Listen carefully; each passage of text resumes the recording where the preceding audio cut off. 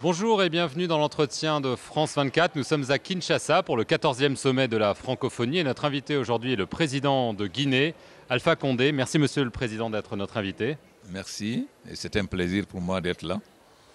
On va parler évidemment de francophonie. Le président François Hollande est venu à Kinshasa, il avait hésité. Finalement, il est venu avec un message en disant que le français est le langage de l'avenir, que c'est le langage de l'Afrique, mais que c'est aussi un langage qui doit véhiculer des valeurs. Est-ce que vous partagez ce discours?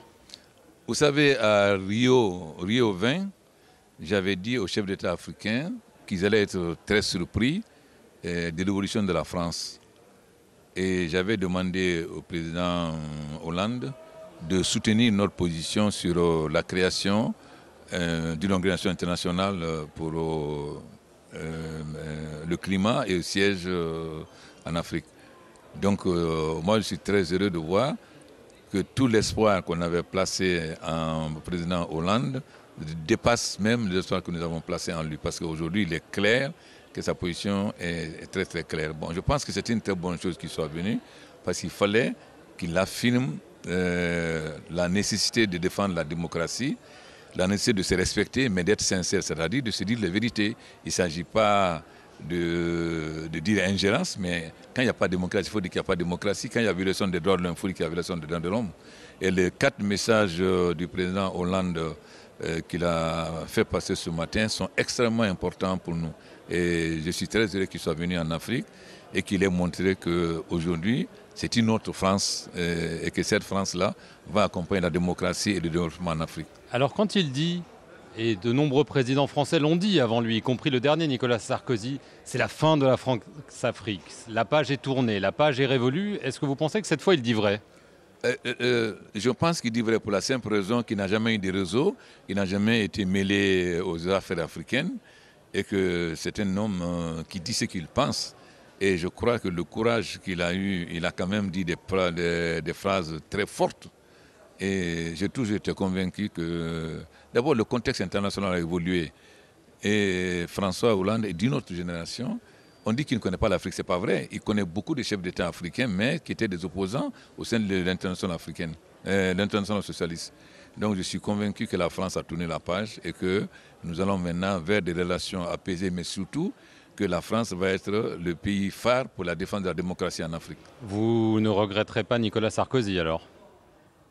Vous savez, moi je ne m'ingère pas dans les affaires françaises parce que très souvent, entre la gauche et la droite, il n'y avait pas tellement de différence sur la politique africaine. Il y a Chirac a été un président qui s'est beaucoup attaché à l'Afrique, il y a d'autres non. Mais ce qui est important pour moi aujourd'hui, c'est qu'on a un président qui réellement veut mettre fin au contrat léonin, qui veut que les sociétés françaises compétissent librement et que l'Élysée ne s'ingérera plus pour demander à la chef d'État de donner des marchés, même si les sociétés françaises ne sont pas les mieux disants. Donc je pense que François Hollande, c'est une nouvelle France et c'est une chance pour l'Afrique. Alors avant de venir à la crise malienne, évidemment on va en parler, une question sur la démocratie chez vous, les élections retardées, est-ce qu'on voit le bout du tunnel? Est-ce qu'enfin on va avoir des élections en Guinée? Vous savez, le problème des élections en Guinée, les gens le posent très mal. Moi je me suis battu pendant 50 ans pour 2 objectifs. Un, montrer qu'on peut gouverner l'Afrique autrement au profit des peuples africains. La Guinée, depuis plus de 15 ans, court après le PPTE. En 15 mois, j'ai pu avoir le PPTE. J'ai fait la démonstration qu'on peut gouverner la Guinée, l'Afrique autrement, qu'on peut lutter contre la corruption et faire la bonne gouvernance. Maintenant, j'ai fait la démonstration qu'on peut respecter les libertés démocratiques et qu'on peut faire des élections libres et transparentes.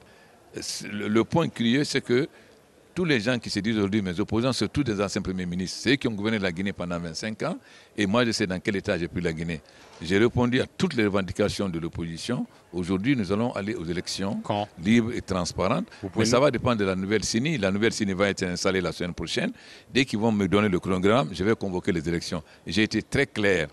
Le train va démarrer, ceux qui montent dans le train montent, ceux qui restent à la gare restent. La Guinée ira aux élections libres, démocratiques et transparentes avec la surveillance de la francophonie qui a fait ses preuves dans le contrôle du processus électoral. Et dès que j'aurai le chronogramme de la CENI, j'ai fixé la date des élections. Vous pouvez nous donner une estimation quand même du calendrier? Idéalement. J'aurais souhaité faire les élections avant la fin de l'année. Mais étant donné le retard que nous avons pris pour cela, il faut que je convoque les élections au plus tard le 20 octobre. Mais comme la CENI ne sera mise en place que la semaine prochaine, est-ce que la CENI pourra me donner un chronogramme avant le 20 octobre? Si la CENI me donne un chronogramme avant le 20 octobre, l'élection aura lieu avant la fin de l'année. S'ils ne peuvent pas me donner, ça sera peut-être en janvier. Très bien. On va parler du Mali. On en a beaucoup parlé, même ici à Kinshasa. Est-ce que ça vous inquiète, une nouvelle guerre en Afrique? Vous savez, je crois que au G8 à Deauville, Youssouf et moi, nous avons mis en garde les grandes puissances. Nous avons dit, votre intervention en Libye va avoir deux conséquences. La somalisation de la Libye et la prolifération des armes dans le Sahel. Il y a la guerre. Aujourd'hui, c'est illusoire de parler du dialogue, de négociation. On ne peut pas dialoguer, on ne peut pas négocier avec des terroristes. Nous voyons le problème du Mali en deux étapes. La première, c'est la guerre pour libérer Gao et Tombouctou, afin de permettre au peuple malien de choisir librement ses dirigeants. Ensuite commencera la deuxième étape, qui est la lutte contre le terrorisme dans le Sahara. Là, ça implique que tout le monde s'engage pour que le Sahara ne devienne pas l'autre Afghanistan. Mais il est illusoire de penser qu'on peut négocier avec Al-Qaïda ou bien avec les autres mouvements. Par contre, le problème Touareg est différent. Le problème Touareg est un problème identitaire. Nous pensons que ce problème doit trouver sa solution dans le cadre d'un Mali uni, en négociation entre les différentes forces politiques. Mais alors, justement, il y a des désaccords entre certains pays de la région. Avec qui on peut négocier? Le MNLA, le Mujao, AQMI, Ansardine. Avec qui peut-on négocier parmi ces quatre groupes principaux? Non, on peut négocier avec ceux qui ont des revendications identitaires, à condition qu'ils acceptent l'unité, l'intégrité du territoire malien.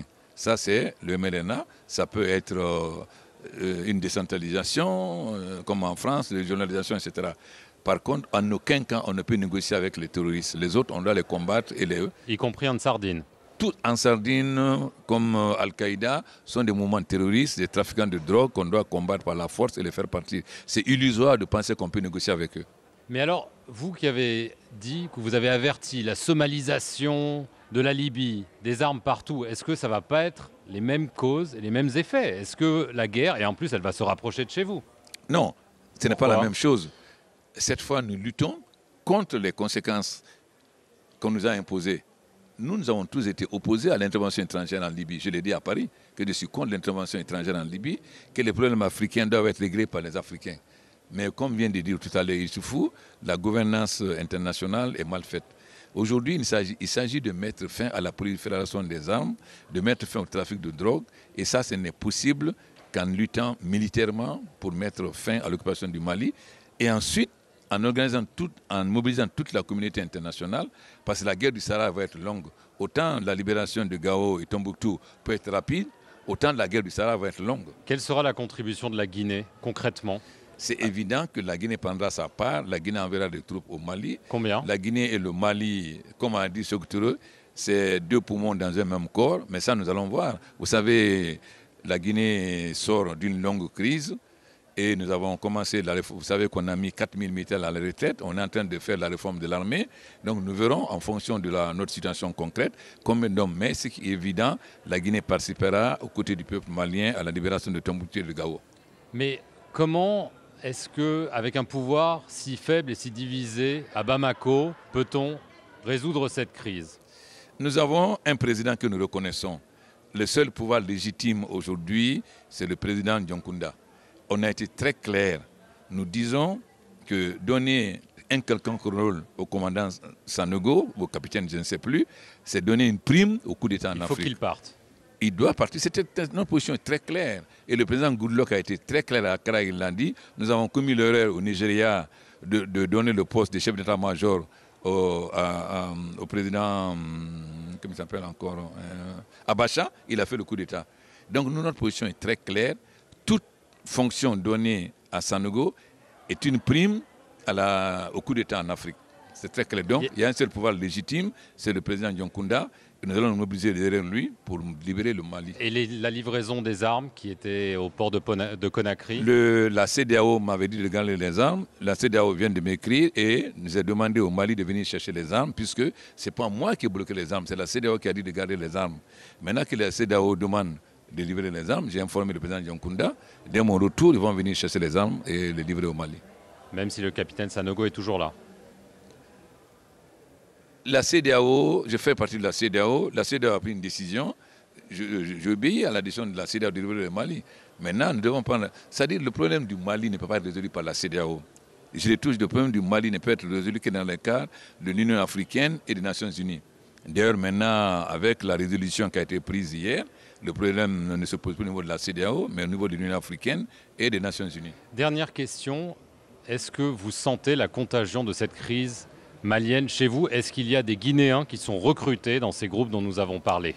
Non, je ne peux pas dire qu'il y a des Guinéens qui sont recrutés, mais vous savez, les populations entre les deux pays, c'est les mêmes populations. Donc il y a un risque grave de contamination. Et en plus, demain, nous aurons beaucoup de réfugiés. Allez dire aux gens de Sigiri que les gens du Mali ne peuvent pas traverser. Ils vont vous dire que vous êtes des fous. C'est les mêmes familles de deux côtés. Il est évident que nous veillons beaucoup, nous faisons très attention pour ne pas avoir de terroristes chez nous. C'est pourquoi nous renforçons notre frontière. Mais il est évident que s'il arrive quelque chose au Mali, la Guinée sera les premiers à être atteints. Très bien. Merci beaucoup, Monsieur le Président Alpha Condé, d'avoir répondu aux questions de France 24. Merci à vous d'avoir regardé cet entretien. Restez sur notre chaîne pour plus d'informations.